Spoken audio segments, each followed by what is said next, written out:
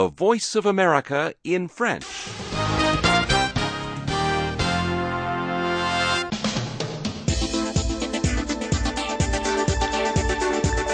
Bienvenue, La Voix de l'Amérique, service francophone vers l'Afrique. Tous les matins du lundi au vendredi à 5h30 temps universel et tous les soirs à 18h30 TU. Et sur internet à www.lavoixdelamérique.com.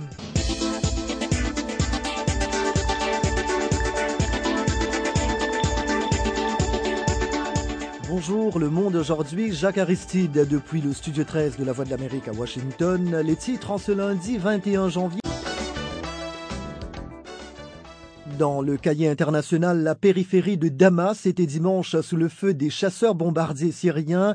Selon l'Observatoire syrien des droits de l'homme, un premier bilan provisoire de cette ONG faisait état d'au moins 70 morts, dont 25 civils.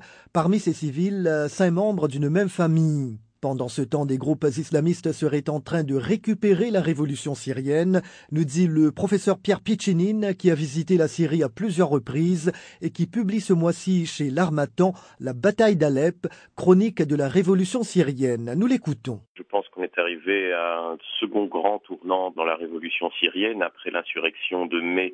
Insurrection militaire généralisée, on arrive maintenant à une islamisation de la révolution. En fait, l'Occident est très absent de la Syrie. Les rebelles ne reçoivent pas d'armes. Quand je parle des rebelles, je parle de l'armée syrienne libre, c'est-à-dire cette armée populaire encadrée par des officiers déserteurs de l'armée régulière. Par contre, les milices islamistes se procurent des armes avec des fonds qui viennent des monarchies du Golfe, du Koweït, du Qatar, de l'Arabie Saoudite, et ils attirent dès lors dans leurs brigades les jeunes qui veulent se battre pour la révolution. On voit donc l'armée syrienne libre, qui aurait été une option laïque pour l'avenir de la Syrie, fondre véritablement et être remplacée sur le terrain par ces brigades qui, dans certaines régions, comme à Idlib où je me trouvais, sont quasiment seules à occuper le terrain. Vous publiez ce mois-ci La bataille d'Alep, chronique de la révolution syrienne. Que relatez-vous dans ce livre ? Alors, ce sont 3 semaines de chroniques quotidiennes que j'avais écrites en juillet, puis en août.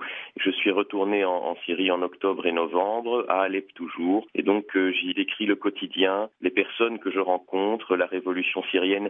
Ce ne sont pas seulement des chiffres et des morts, ce sont aussi des gens, des visages que j'essaye de mettre en lumière pour ramener l'attention de l'opinion publique occidentale sur une guerre qui se passe comme un huis clos et finalement qui ne reçoit pas l'aura qu'elle devrait avoir dans les médias. Le politologue belge Pierre Piccinine joint à Bruxelles. La Voix de l'Amérique, en direct de Washington, une fenêtre sur le monde.